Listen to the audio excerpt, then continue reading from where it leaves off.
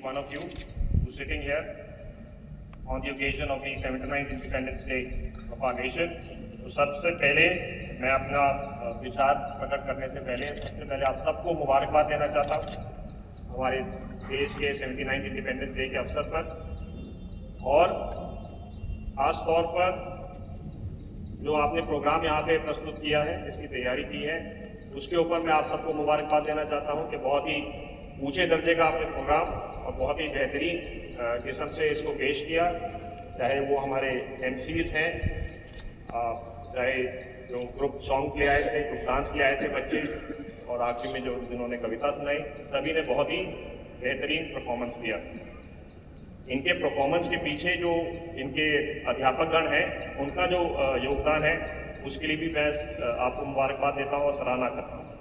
इसके अलावा जो आपने इतना अच्छा स्टेज सजाया है इस अवसर पर, इसमें भी जो शामिल हैं उन सबको भी बहुत बहुत मुबारकबाद।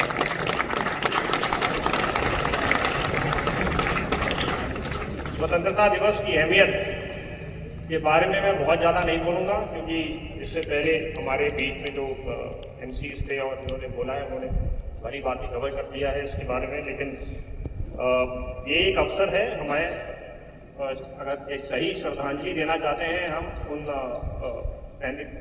स्वतंत्रता सेनानियों को जिन्होंने, जिनके बलिदान के कारण हमें तकरीबन 200 साल से ज़्यादा की गुलामी छोड़कर हमें आज़ादी मिली।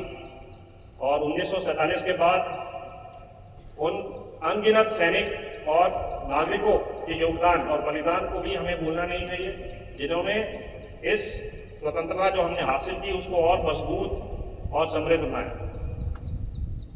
ये एक अवसर है कि हम सब एक प्रण लें, एक प्रतिज्ञा करें कि जो हमारे को स्वतंत्रता मिली है, इसको हम और भी मजबूत, दृढ़ और समृद्ध बनाएंगे अपने योगदान से।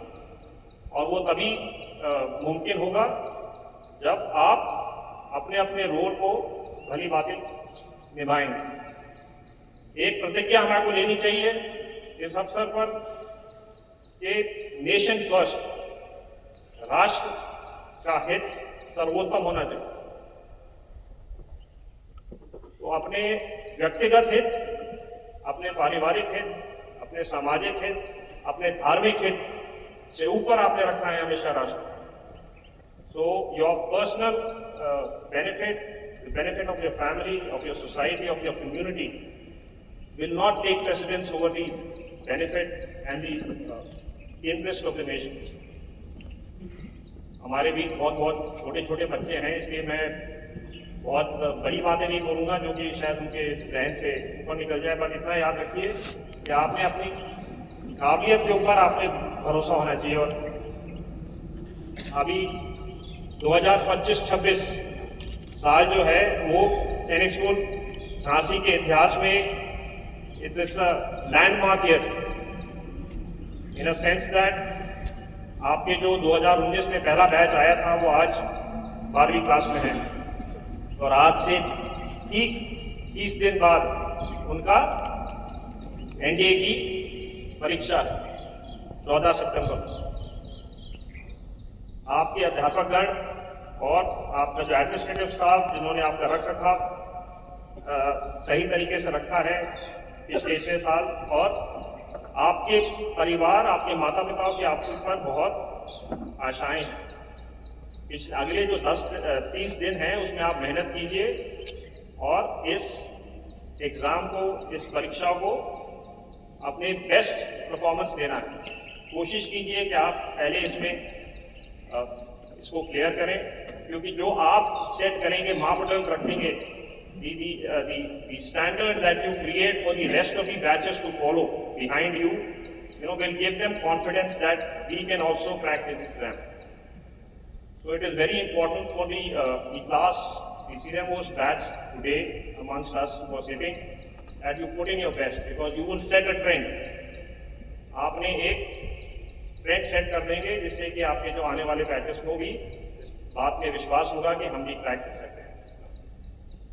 इसके अलावा ये, जैसे मैंने बताया कि क्लास 12 का ये पहला बैच है, तो ये आपके जो अध्यापकगण आपके बीच में हैं, उनकी उम्मीदें भी बहुत हैं आपसे। सिर्फ ये सितंबर 14 तारीख का एग्ज़ाम नहीं, आपका फरवरी में जो 12वीं क्लास का एग्ज़ाम होता है उसके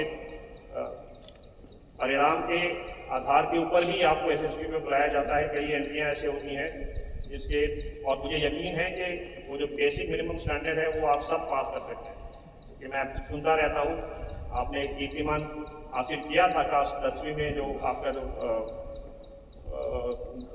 परीक्षा का जो रिजल्ट था वो इतना अच्छा था पूरे स्टेट में, तो आपके जो बाहर बोर्ड लगे हैं वो दर्शाता है। तो उसी स्टैंडर्ड को अगर आप बरकरार रखेंगे, थोड़ी सी और मेहनत करेंगे, तो आप ना ही सिर्फ रिटर्न बट आप एसएसबी भी क्लियर कर सकते हैं। एसएसबी क्लियर करने के लिए आपकी वाइस प्रिंसिपल मैडम खुद ही इसके बारे में ट्रेनिंग देती हैं, बट मैं मूलभूत मैं बताता हूँ कि आपका जो चरित्र, character building and discipline are the two most important virtues and values which are instilled। आपके जो दिनचर्या है, जो रूटीन है, उसमें वो शामिल है। तो अगर आप अपना रूटीन को सही तरीके से फॉलो करें और अपने चरित्र को सुधारने के आप प्रयास करें, और चरित्र को सुधारेंगे कैसे? अगर आप अपने से बड़ों की इज्जत करें, अपने अध्यापकों की इज्जत करें, अपने माता पिता की इज्जत करें, जो आपके लिए काम करते हैं, जो एडम स्टाफ, उनकी आप इज्जत करें, आपका चरित्र अपने आप अच्छा हो। और जो पहले मैंने आपको बताया, जब भी आप किसी दुविधा में या प्रश्न चिन्ह आता है कि मैं क्या करूं, सबसे पहले ये सोचिए राष्ट्र हित में क्या है, मेरे देश के हित में क्या है। मैं अपना पर्सनल हित, अपना पर्सनल फायदा नहीं देखूं, राष्ट्र हित देखूं। यही क्वालिटीज देखी जाती हैं ऐसी। एंड तीसरी क्वालिटी देखी जाती है नेवर से डाई एटीट्यूड, यानी कि आपको ऐसी सिचुएशन देंगे कि आपको ऐसे शायद लगे कि ये नहीं हो सकता, लेकिन एक सैनिक स्कूल के कैडेट के नाते आपने नेवर से डाई एटीट्यूड दिखाना है कि चाहे मेरी जान निकल जाए लेकिन मैं ये आखिर दम तक छोड़ूंगा नहीं, इसका प्रयास करना, इसको हासिल करना। ये तीन अगर चीजें अगर दांत मान के रखेंगे तो आपको एसएसबी में भी कोई परेशानी नहीं होगी। एनडीए का ये एग्जाम है, 12वीं क्लास की कक्षा है, और उसके बाद फिर से एक एनडीए का एग्जाम होगा मार्च अप्रैल में। अगर आप एक 3 लक्ष्य अपने दिमाग में बना के रखेंगे तो मुझे 100% यकीन है कि आप अपने जो मंजिल आप हासिल करना चाहते हैं उसमें, और अगर आप एनडीए एग्जाम पास भी नहीं करते, और ये मैं आपको यकीन के साथ कह भी सकता हूँ कि 100% जो बच्चे हैं यहाँ पे एनडीए क्लियर नहीं करें, लेकिन जो मूल बातें आपको इस सैनिक स्कूल का रूटीन सिखाता है, discipline, character, never say die attitude, आप किसी भी प्रोफेशन में जाएंगे, चाहे आप लॉयर बने, चाहे आप प्रोफेसर बने, चाहे आप एक्टर बने, चाहे सिंगर बने, अगर आप ये गांठ बांध के रखेंगे, आपको आपके जीवन में सफलता 100% हासिल होगी। सिर्फ एक फौजी अफसर बनना या नेवी में या एयरफोर्स में जाना ही सफलता का प्रतीक नहीं है। आप एक अच्छे नागरिक बने देश के, और जैसे मैं बोला नेशन फर्स्ट का अगर एटीट्यूड आप सामने रखेंगे तो हमारे सरकार ने जो एक लक्ष्य हमारे लिए रखा है 2047 पे हम एक विकसित देश बनेंगे, दुनिया की कोई भी ताकत हमें वो हासिल करने से रोक नहीं सकती। अगर आप nation first, character building, discipline and never say die attitude पे अगर आप यकीन के रखेंगे और भरोसा रखेंगे और मेहनत करेंगे तो आपको हमेशा सफलता आपके कदम चूमेगी। इसी के साथ मैं आपको एक बार फिर मुबारकबाद देता हूँ इस अवसर पर, और आशीर्वाद देता हूँ कि आपकी जितनी भी कामनाएं हैं आने वाले समय में वो पूरी हों। धन्यवाद।